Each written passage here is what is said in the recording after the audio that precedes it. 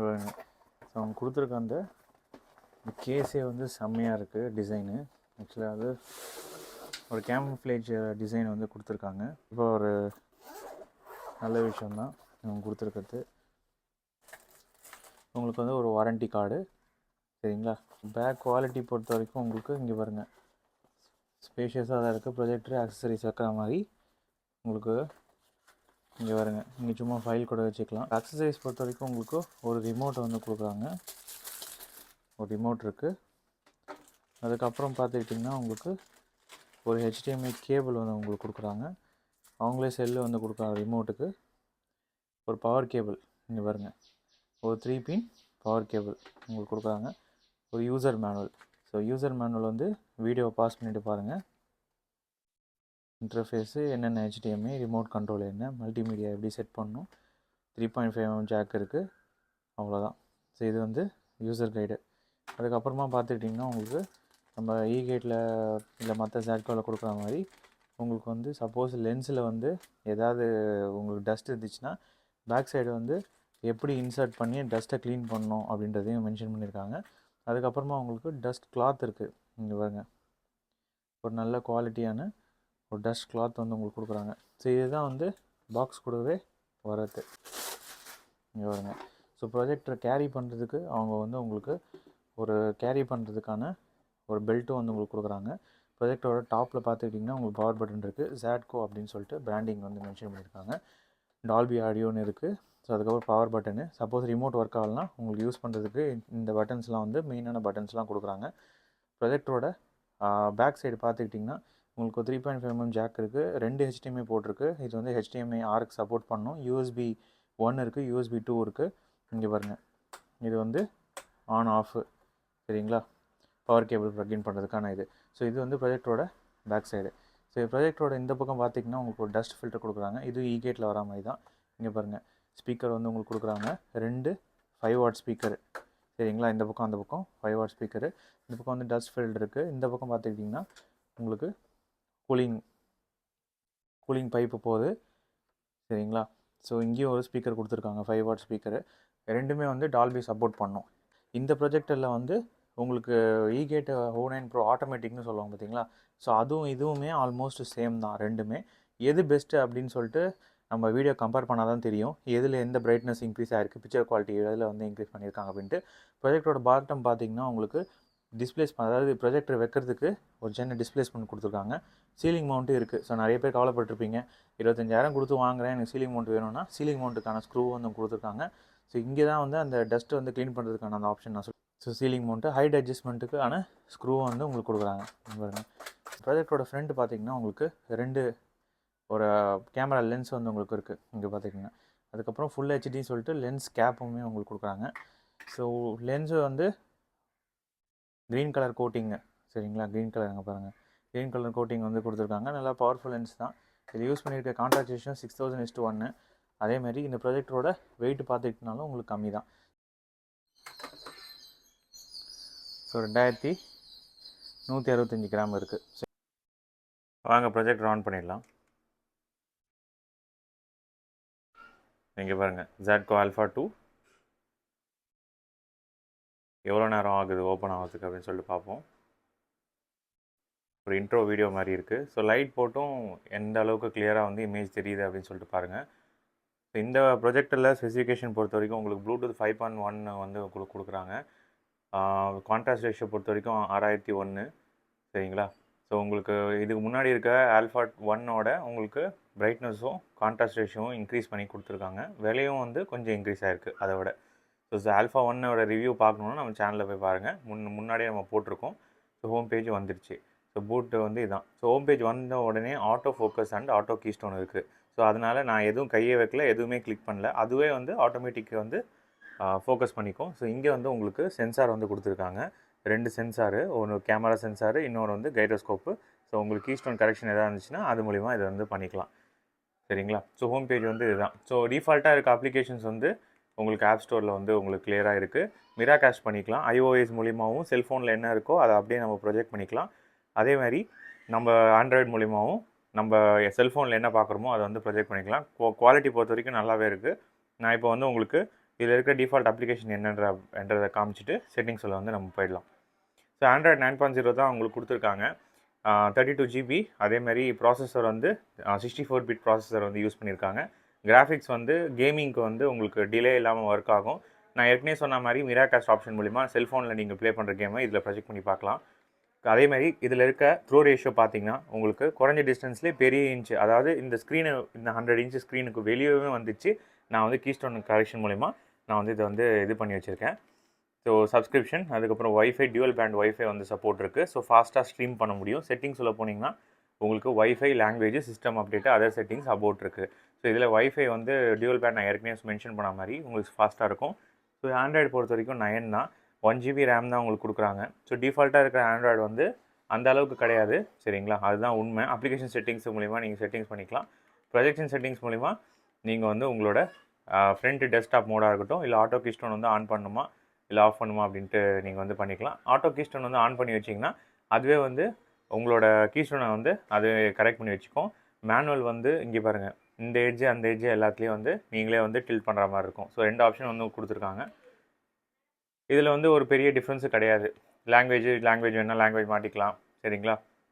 Bluetooth sound bar மூலிமா அது வந்து கனெக்ட் பண்ணிக்கலாம். செல்ஃபோன் மூலிமா உங்களோட ஆடியோ டிவைஸாகவும் யூஸ் பண்ணலாம். ஏன்னா 2 5 வாட் ஸ்பீக்கர் வந்து இதில் வந்து கொடுக்குறாங்க. டால்பி அஃபிஷியல் சப்போர்ட்டோட, அதுதான் இதில் வந்து நம்ம கவனிக்க வேண்டியது. பென்ட்ரைவில் வந்து 60 ஹெர்ட்ஸ் வீடியோ வந்து உங்களுக்கு 1080 பிக்சல் 60 ஹெர்ட்ஸ் வீடியோ அந்த அளவுக்கு வந்து ஃபுல்லாக வந்து ஒர்க் ஆகலை. பட் மற்ற வீடியோ ஃபார்மேட்ஸ் எல்லாமே இதில் வந்து ஒர்க் ஆகுது. ஸோ செட்டிங்ஸ் பொறுத்த வரைக்கும் இவ்வளோ தான். இப்போ நம்ம 5TV6 HDMI 2ல் வந்து ப்ளக்இன் பண்ணியிருக்கோம்.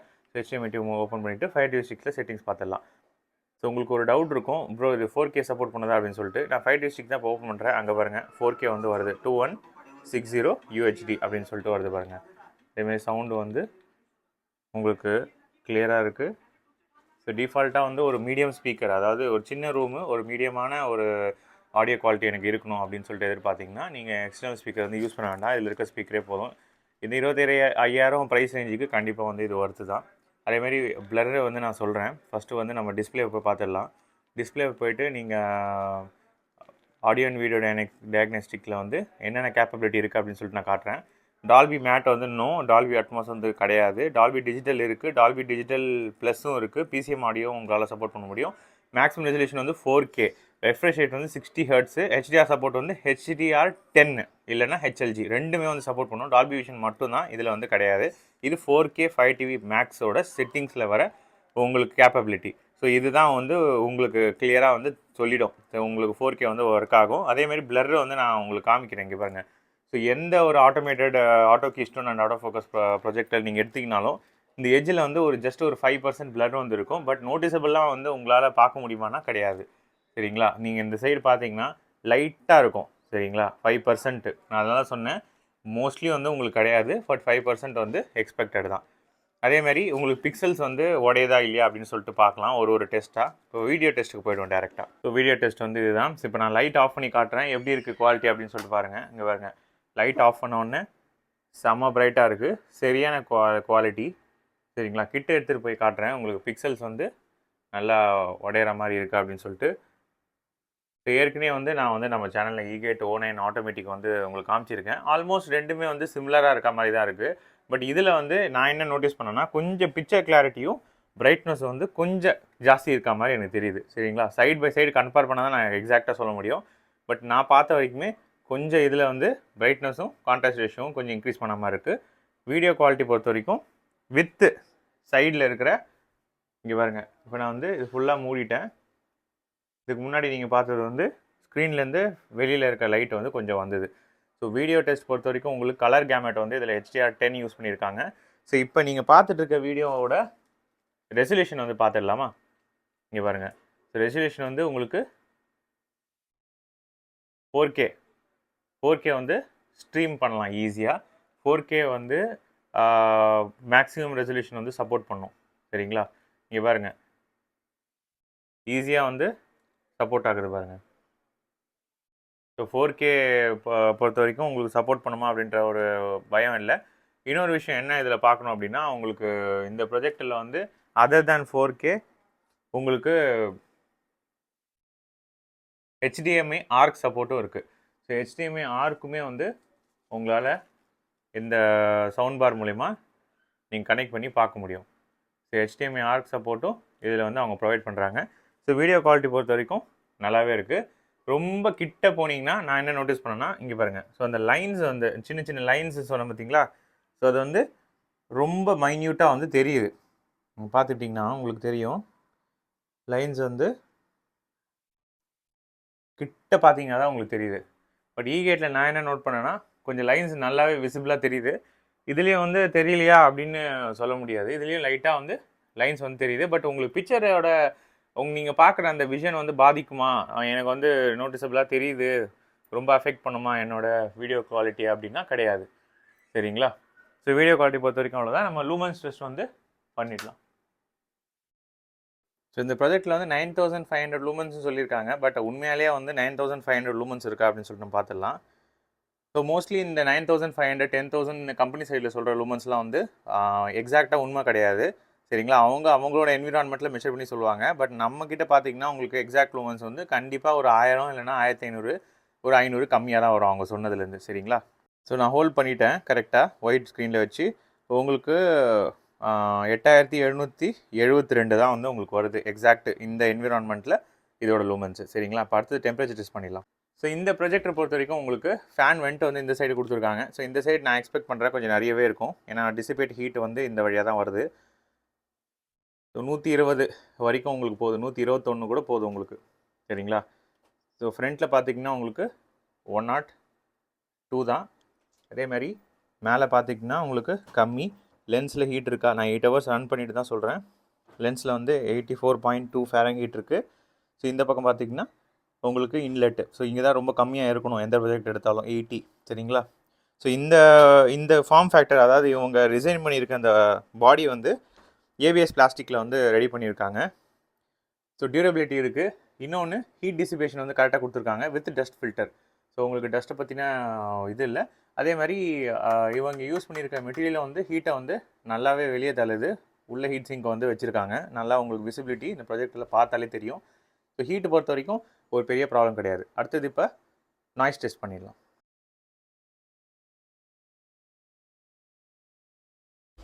இந்த ரூமோட நாய்ஸ் வந்து 40 இருக்குது.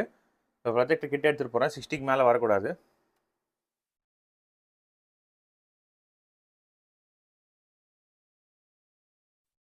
ஸோ 60 கீழே தான் இருக்குது. இங்கே ஜாஸ்தி இருக்குது, ஏன்னா ஃபேன் வந்து இங்கே வெளியே வருது.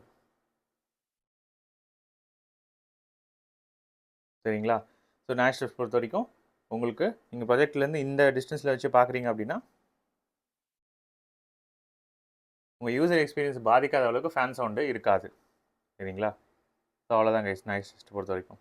இதில் அஃபிஷியல் டால்பி சப்போர்ட் இருக்குது அப்படி சொல்லியிருக்காங்க. சவுண்ட் டெஸ்ட் பார்த்துடலாம் எந்த அளவுக்கு சவுண்ட் வந்து இருக்குது அப்படின்ட்டு. 2 5 வாட் ஸ்பீக்கரு.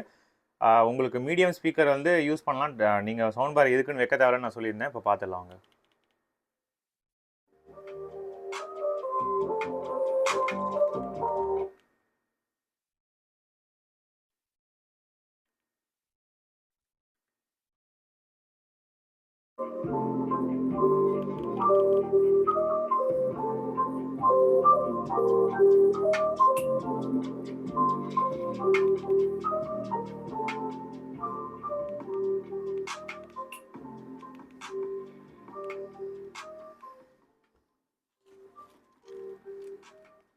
கண்டிப்பாக ஸ்பீக்கரில் வந்து ஒரு பெரிய இம்ப்ரூவ்மெண்ட் வந்து கொண்டு வந்திருக்காங்க. பட் இது வந்து அந்த அளவுக்கு வந்து சவுண்டை இம்ப்ரூவ் பண்ணுமா அப்படின்னு கேட்டால் கிடையாது. ஸோ உங்கள் சவுண்ட் பாரை நீங்கள் HDMI ஹார்க் சப்போர்ட் கொடுத்துருக்கிறதுனால சவுண்ட் பார் மூலிமா என்ஹான்ஸ் பண்ணுற மாதிரி வந்து நீங்கள் கொண்டு வந்தால் இன்னுமே சூப்பராக இருக்கும். பட் டிஃபால்ட்டாக கொடுத்துருக்க ஸ்பீக்கர் வந்து ஜென்ரலாக ப்ரொஜெக்டரில் ரொம்ப பேடாக இருக்கும். பட் இது வந்து அப்படி கிடையாது. டால்பி எஃபெக்ட் கொடுத்துருக்கிறதுனால உங்களுக்கு ஃபுல் 100ல் வச்சு பார்த்தீங்க அப்படின்னா தான் உங்களுக்கு லைட்டாக வந்து அந்த இரைச்சல் சவுண்டு இருக்குது. 100லேருந்து நீங்கள் வந்து ஒரு 80 வச்சு உங்களால் பேஸ் எஃபெக்ட் வந்து ஹியர் பண்ண முடியுது. சரிங்களா? ஸோ சவுண்ட் எஃபெக்ட் பொறுத்த வரைக்கும் மீடியம், ரொம்ப சூப்பரும் கிடையாது, ரொம்ப நல்லா இல்லை அப்படின்னு சொல்ல முடியாது. சவுண்ட் டெஸ்ட் பொறுத்த வரைக்கும் அவ்வளோதாங்க. ஸோ இந்த ப்ராஜெக்டோட வீடியோ எண்டுக்கு வந்துட்டோம். ஸோ இந்த ப்ராஜெக்டரில் வந்து நான் ஏற்கனவே சொன்ன மாதிரி உங்களால் கேரி பண்ண முடியும். அதே மாதிரி வீடியோ குவாலிட்டி கொஞ்சம் நல்லா இருக்குது, ஆடியோ குவாலிட்டி வந்து சூப்பராக இருக்குது. ஸோ இதில் வீடியோ செட்டிங்ஸ் மாற்றணும் அப்படின்னா ஸோ இங்கே வந்து நீங்கள் மெனு பட்டனை கிளிக் பண்ணிங்கனாலே உங்களுக்கு பிக்சர் இருக்குது. பிக்சரில் வந்து பிரைட்னஸ், கான்ட்ராஸ்ட் இது எல்லாத்தையும் மாற்றுற மாதிரி செட்டிங்ஸ் கொடுத்துருக்காங்க. சவுண்டு பொறுத்த வரைக்கும் நான் ஏற்கனவே சொன்ன மாதிரி உங்களுக்கு சவுண்டோட ஸ்டைலை வந்து நீங்கள் சேஞ்ச் பண்ணிக்கலாம். அப்படி இல்லைனா நீங்கள் வந்து HDMI ஆர்க் சப்போர்ட் என்ஹான்ஸ் கூட இதில் பண்ணிக்கலாம். அதுக்கான செட்டிங்ஸும் அவங்க வந்து கொடுக்குறாங்க. ஸோ இதெல்லாம் வந்து ப்ளஸ்ஸு. ஸோ 25,000 விலையில் கண்டிப்பாக வந்து வாங்கலாமா? இதுக்கு முன்னாடி இருக்க இகேட் கம்பேர் பண்ணும்போது இகேட் O9 ஆட்டோமேட்டிக் வாங்கலாமா இல்லை இது வாங்கலாமான்னு கேட்டிங்கன்னா, நான் வந்து ஏற்கனவே சொன்ன மாதிரி எனக்கு வந்து ரிவ்யூ பண்ணதில் கொஞ்சம் பிரைட்னஸ் வந்து இதில் ஜாஸ்தி இருக்க மாதிரி இருக்குது. அதில் சவுண்டு கொஞ்சம் பெட்டராக இருந்தது. இதில் brightness and picture quality. So உங்களுக்கு எது ரொம்ப உங்களோட ஃபோக்கஸ் வந்து எது அப்படின்றத பேஸ் பண்ணி நீங்கள் வந்து டிசைட் பண்ணிக்கோங்க. ஸோ உங்களுக்கு சவுண்டு வெறும் டிஃபால்ட் சவுண்டு தான் நான் யூஸ் பண்ண போகிறேன், எனக்கு வந்து மீடியமாக இருந்தால் போதும் அப்படின்னா, நான் சொல்கிற டிஃப்ரென்ஸ் வந்து ரொம்ப மைன்யூட்டு, சரிங்களா? அந்த அளவுக்கு தெரியாது. நீங்கள் என்னோடய வீடியோவில் முன்னாடி பார்த்தீங்கனாலும் ஆல்மோஸ்ட் சேமாக தான் இருக்கும். பட் லூமன்ஸ் வந்து இதில் கொஞ்சம் இன்க்ரீஸ் பண்ணியிருக்காங்க. அதே மாதிரி உங்களுக்கு பிரைட்னஸும் வந்து நல்லாவே உங்களுக்கு இருக்குது. ஸோ இதை வந்து ஜென் கூட கம்பேர் பண்ணலாம். ஏன்னா அட்வான்ஸ்டு. அதே மாதிரி ஜென் கூட கம்பேர் பண்ணி ஒரு வீடியோ வேணும்னாலும் கமெண்ட் செக்ஷனில் வந்து லீவ் பண்ணுங்கள். நான் உங்களுக்கு கண்டிப்பாக வந்து வீடியோ மேக் பண்ணுறேன். ஆல்ரெடி நிறைய பேர் கேட்டிருக்கீங்க. ஸோ கூடிய சீக்கிரம் வந்து இகேட் O9 Pro Zen வந்து நம்ம சேனலில் வந்து ரிவ்யூ பண்ணலாம். தொடர்ந்து நம்ம சேனலை வந்து சப்போர்ட் பண்ணிட்டே வாங்க. நம்ம சேனலில் புதுசாக பார்த்தீங்கன்னா சப்ஸ்கிரைப் பண்ணுங்கள். ஆல்ரெடி சப்ஸ்கிரைப் பண்ண நண்பர்கள் எல்லாருக்கும் ரொம்ப நன்றி. இன்னொரு இன்ட்ரெஸ்டிங்கான வீடியோ பார்க்கலாம். Bye guys.